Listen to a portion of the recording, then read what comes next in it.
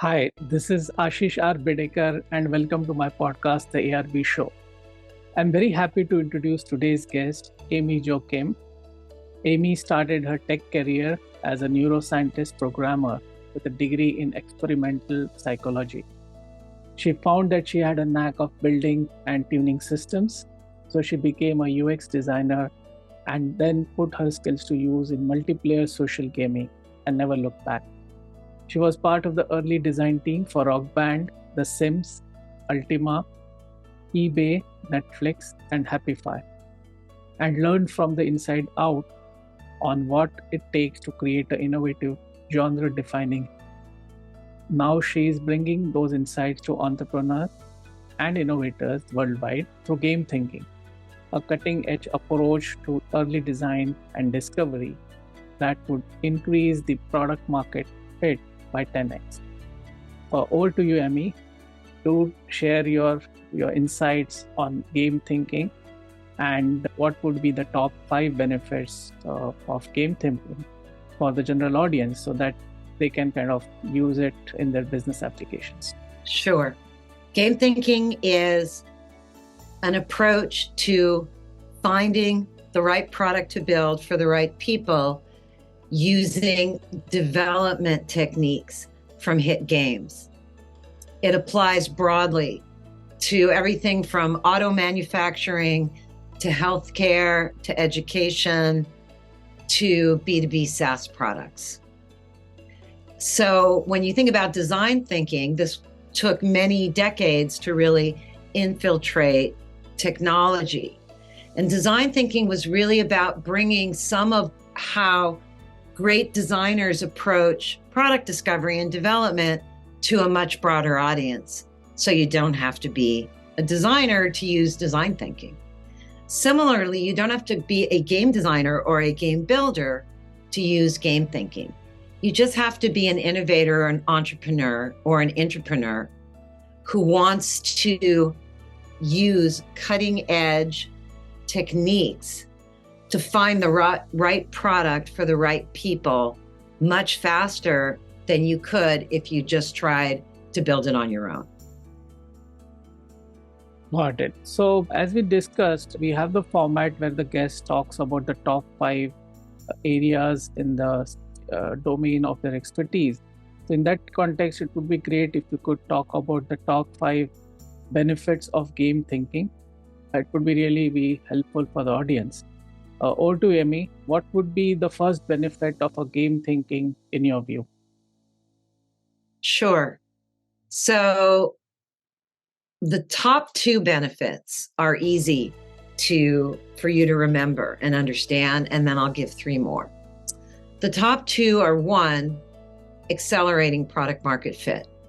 And that translates into saving time and money, particularly if you have a team. The second benefit is building retention from the ground up. What differentiates game thinking from all the other frameworks, including design thinking, is techniques for building a core loop or a habit loop that people will use over and over again, and designing your habit loop before you design a lot of the rest of the product. That's one of the secrets from hit games. And that works for every product where retention matters. The other 3, so we've got accelerating product market fit, we've got driving retention with product design techniques. Then the third one applies to any business person who is interested in developing a new product and wants to find the right market or an extension to an existing product. And that technique is to identify a high need, underserved niche. We call these people super fans.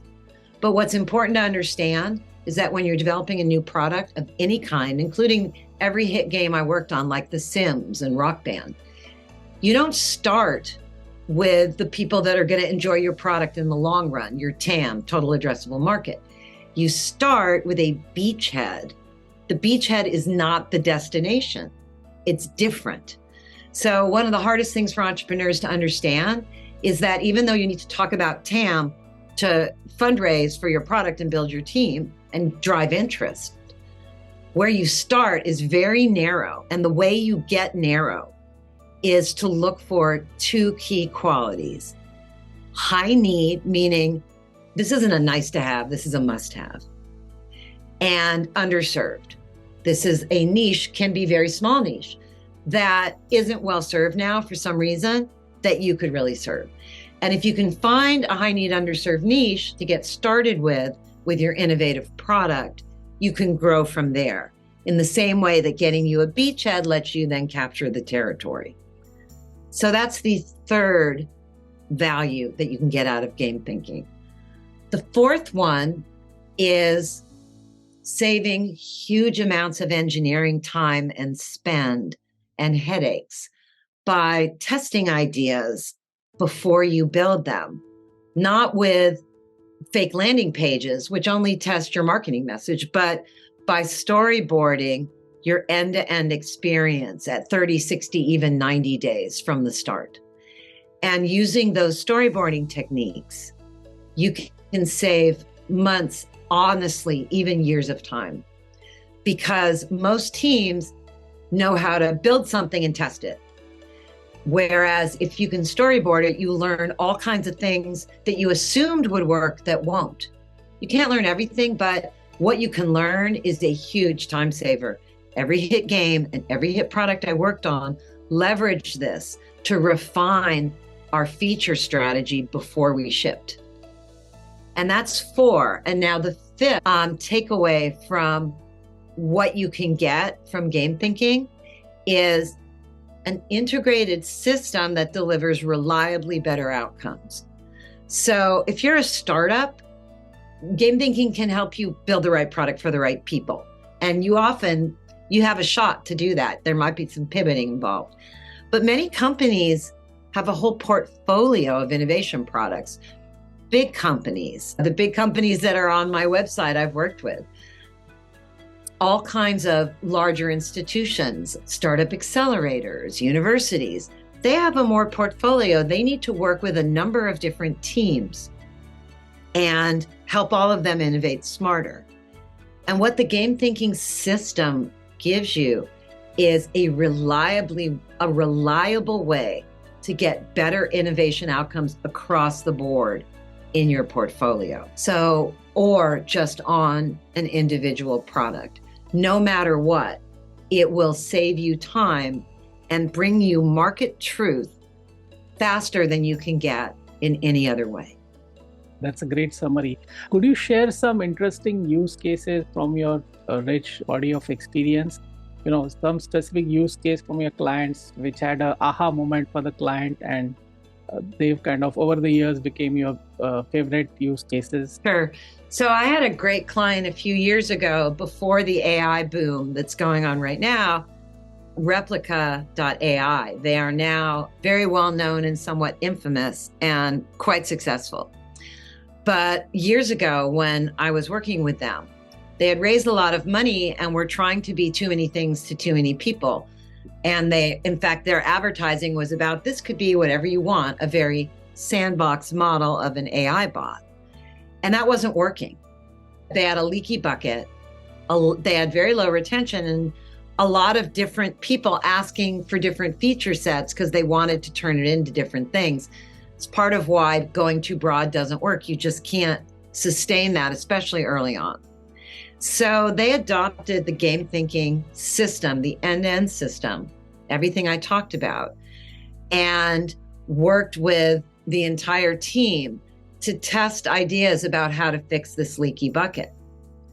And the big aha that we discovered was that the different cohorts in our audience that we were looking at and considering serving had vastly different mental models of what the bot was.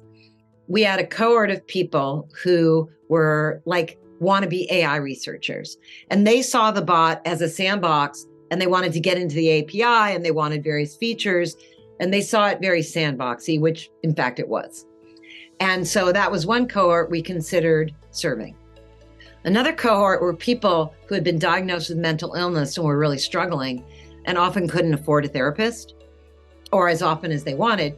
And they were treating the bot like a therapist, literally like a therapist. And it seemed in some ways like it could be a therapist, but it had a lot of shortcomings. So all their requests were about filling in the shortcomings of making this be a replacement for a therapist. Another group were lonely, struggling young adults who were having some challenging mental health issues, but weren't diagnosed, weren't looking for a therapist particularly. They were really looking for an understanding friend they could talk to anytime who would nudge them toward good behavior.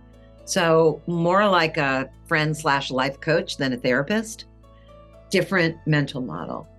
And the team had no idea until we interviewed people and really understood how they were thinking about it. And then we looked at those 3 use cases, which were our top cohorts. And we're like, which of those can we tackle? And first the team was like, all of them. And I'm like, hey, that's why you hired me. You cannot tackle all of them. You just can't. So that was a very hard realization to really get that in their bones. But then we started to say, okay, well, the AI researchers, that's not really who we want to tackle. That's a different thing. That's not why we set up our company. That's not a venture funded model. And the board of the company was involved in these discussions. The second group was the people that were diagnosed with mental health issues and wanted a therapist. And we really looked at, hey, should we turn into a therapy bot? There's a lot of competition in that space already at the time, a number of different therapy bots, CBT bots, that's cognitive behavioral therapy. It's quite popular. It's a lot. You can see a lot of them in the App Store. So we considered that, absolutely. And we decided not to for 2 reasons. Strategic reasons. One, nobody on the team had a background in therapy. It wasn't what they set out to. They weren't longing to do that. We would have to hire a key partner, etc. That was one reason. Just wasn't, there wasn't a team product fit there. And that's really important, team product fit. The second reason that we decided not to was liability. Once you present yourself as an online therapist, there's all kinds of liability issues that come up that don't come up if you don't. And the board was very nervous about that. So we put that aside, and then we focused on those lonely, struggling young people who really wanted a friend/life coach that would send them in positive directions, but basically be there at 2 a.m. when they're spiraling out. And started to build toward that model. We storyboarded out some ideas, tested them, and that really turned things around. I mean, there was a lot of hard work, a lot of struggle, incredible team. They have all the credit. But that turned them from running 6-week sprints and building things that kept not working to really solving the problem and backing up and deciding what underserved niche they wanted to focus on. And that was the third point I brought up in those 5 benefits of game thinking, finding an underserved niche. Even or especially if you've already shipped and you're struggling with a leaky bucket, it's probably the most important thing to do is figure out where to focus. So there's a famous story about Twitch, which sold for almost $1 billion. Justin Kan was the founder, and it pivoted several times. It started as Justin.tv, where he just live streamed himself. But when he finally got Twitch working well enough to sell for almost $1 billion, there's a famous story that he's told multiple times where they had a live streaming platform. They had decent uptake in different areas, and they had to focus. They were drowning in requests to turn it into different things, just like Replica. This is a common story if you get some initial success. Then you have to focus if you haven't already. And they famously decided to focus on gamers who are only about 30% of their streaming audience. They weren't necessarily even the largest cohort, but they felt they were monetizable. And that was really important. And that was also true for Replica. So once you use these core game thinking tools to find product market fit faster, then the real fun begins of really struggling to say, okay, well, who are we going to serve and why? And gosh, we've got 2 or 3 really juicy cohorts. Which one do we pick? A lot of it becomes very strategic about Who can you monetize? Who are you set up to target? What does the competitive landscape look like? All of those. Excellent. So this is like a master class in what to do in the early stage of a product build. Excellent. I really also like the concept of team product, fit. That's also very relevant, because unless the founders or the kind of founders don't have the passion to solve a real problem, it would always be, even if you get results, it won't give them satisfaction. And passion for doing stuff is the fuel for startup. So that's great. Would it be fair to say that self-service or product-led growth companies are more fit for a game thinking kind of a framework? Or can we say that even for sales-led traditional companies can also adopt the game thinking framework? Both. It really depends on whether retention is part of your business model. Right. If you're building anything and you care about retention, then this is a good framework. Excellent. So, I have clients that are in the packaged goods space, in the automotive manufacturing space, and game thinking works incredible for them. And it works in general in the areas where they're innovating. It's a general purpose tool, but it's especially relevant when you're innovating. Excellent. That's great. Also, I've read that one of the key aspects of game thinking is the concept of player types. So how can understanding of the different player types help in designing the various engaging experiences? And what, in your view, could be some of the strategies involved? I don't actually think that's one of the key aspects of game thinking. I think you might be referring to the social action matrix. Okay. But player types is similar to user segmentation. Okay. Where you have these different types of players. There's a very famous paper by Richard Bartle from the late 90s about how in MUDs, players will gravitate toward different roles within the MUD, which is a role-playing game, a text role-playing game. And so those were killers, socializers, achievers, and explorers. And so those player types revolved around, some people really like to explore a space. Some people really like to hack and mess with other people or mess with the systems. Some people really like to achieve and just get to the top of a leaderboard. Some people are more social. They really like to greet other people. So these are roles that in a very specific kind of game, a MUD, you will see players gravitate toward because of their natural inclinations. That's what player types are. And I have written about how to translate that into game thinking into verbs that you can then use in job stories. I think one of the most misleading things that people do is try and apply player types to early stage product work. Its segmentation is meant for mature products, mature markets. That's where segmentation really works. It's hard enough to just capture one player type in an early stage product. So it's useful to understand who you're going after.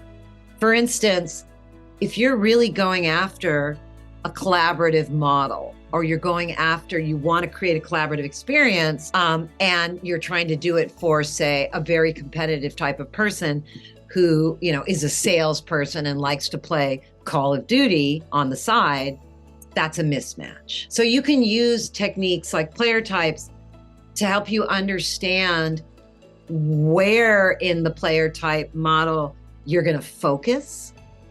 But almost nobody does. They just go, okay, I'm going to build a product and I'm going to make sure that it covers all these different player types because I read that that's a good thing to do. That's for more mature products. Early stage, it's much more important to just hone in on the core job stories that you're trying to deliver value around. Leave all that player type stuff out of it. It's confusing at the early stage. Got it. You very nicely explained that the concept of game thinking is applicable across industries. Also, just for my understanding, and I'm sure for the audience as well, game thinking, I assume, can also be used for internal processes in an organization. For example, let's say you want to improve, employee productivity or get people more focused, or you have got some internal policies, etc. Can game thinking be used in such internal applications or workflows as well? Well, certainly parts of it can. You can use the way that to surgically slice out a market of high need, underserved people, for instance. That's something that you could do for testing. You could use storyboards for testing. So there's a lot of things you can do for product and game and service design. So if there's some sort of service being offered that you could storyboard and test, then it makes sense.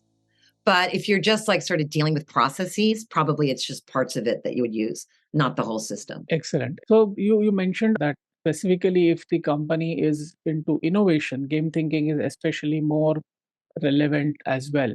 Have you seen any differences across industries in terms of some specific industries are more tuned or have a much better success or much better impact with game thinking compared to other industries, or you've seen a similar success across industry verticals? What I see the differences is in the leadership.